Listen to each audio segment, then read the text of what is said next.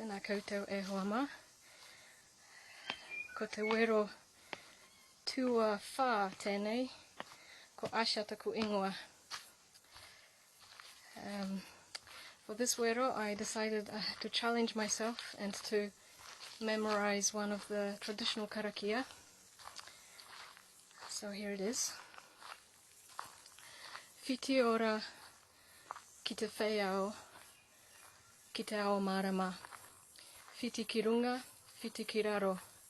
E ngungu ki te pohatu, e ngungu ki te rākau. Tītaha ki tēnei taha, ki taha ki te rātaha.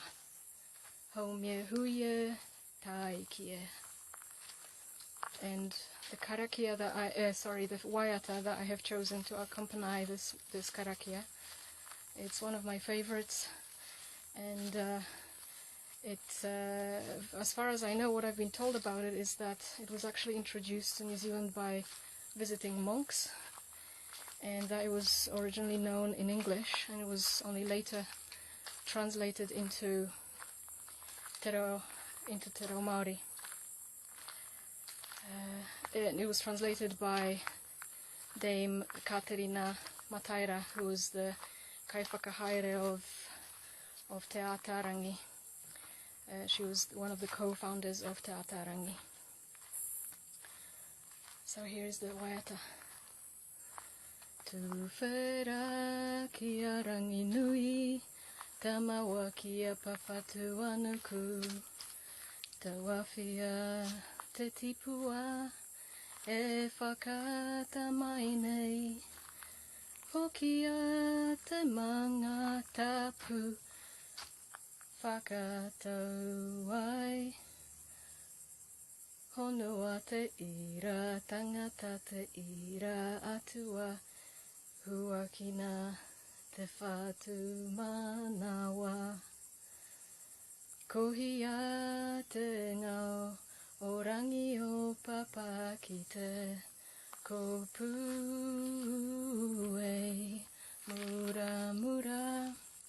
Toha ki te ao, kia turu turu mai te tō mai rangi whaka puia ki a tupu ki a whanake me he raku he toka te puwhenua he whatu te titirangi.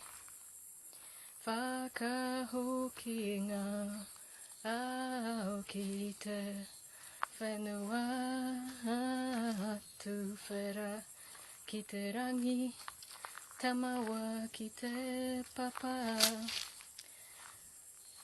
Tui a mai te ngau, ki te morenga o te koho, whiua ki te whēao.